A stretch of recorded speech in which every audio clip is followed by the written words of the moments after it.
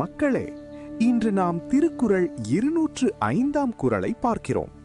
இது திருக்குறளின் அறத்துப்பால் பகுதியில் உள்ள துறவறவியல் எனும் பகுதியில் இடம்பெற்றுள்ள தீவினையெச்சம் அதிகாரத்தைச் சேர்ந்த குறள்.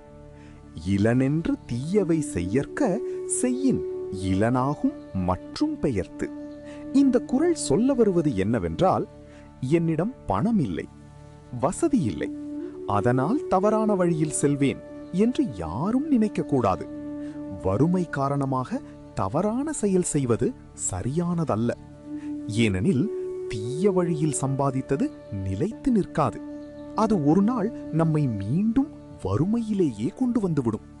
சிலர் கஷ்டம் வந்தால் பொய் பேசுவார்கள், ஏமாற்றுவார்கள், தவறான வழியில் பணம் சம்பாதிக்க முயற்சிப்பார்கள். ஆனால் அது தற்காலிக நன்மை மட்டுமே தரும். இறுதியில் அமைதியையும் நல்ல பெயரையும் இழக்கச் செய்யும். அதனால் எவ்வளவு கஷ்டம் வந்தாலும் தவறான வழியை தேர்ந்தெடுக்க கூடாது. நேர்மையாக வாழ வேண்டும், நல்ல வழியில் உழைத்து முன்னேற வேண்டும். இதைத்தான் இந்த குறள் மிக அழகாகச் சொல்லுகிறது.